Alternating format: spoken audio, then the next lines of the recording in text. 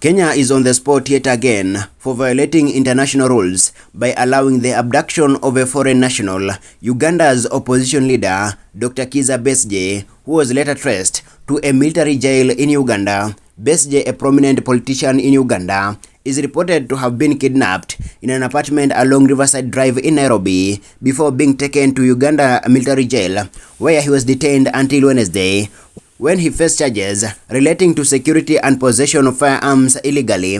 The abduction of Besigye has elicited sharp reactions from human rights organizations and the Law Society of Kenya.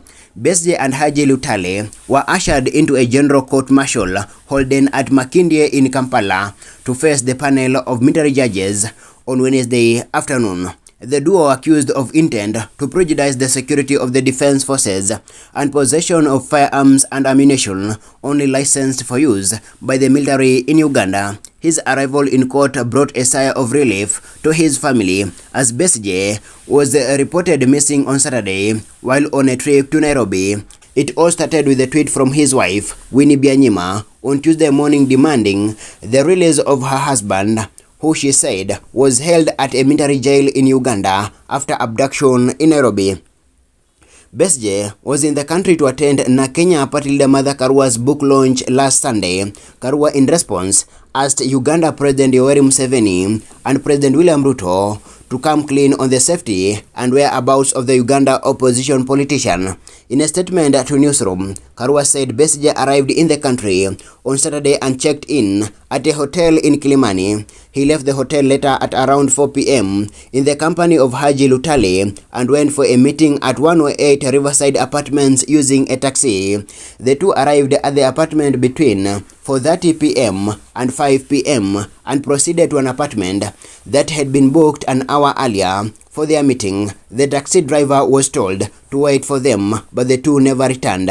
Sources told the media that an hour before Besigye and Lutale arrived, an unknown number of men driving at a Toyota Prado checked into the apartment. They left some minutes later, past 7 p.m., after an altercation with the security guards at the premises. It is believed that the men, who according to our sources were foreigners, abducted the two and drove all the way to Kampala, Uganda.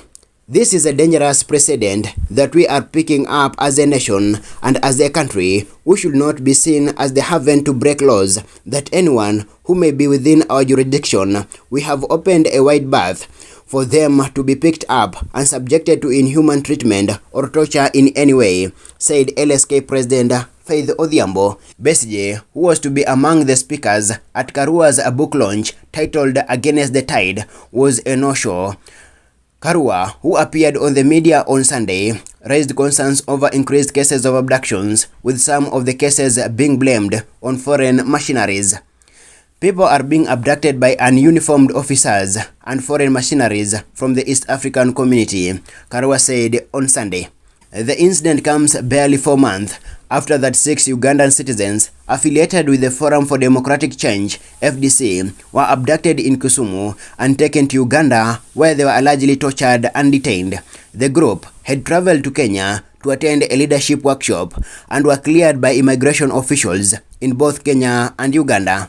My name is Mahmoud Kamau.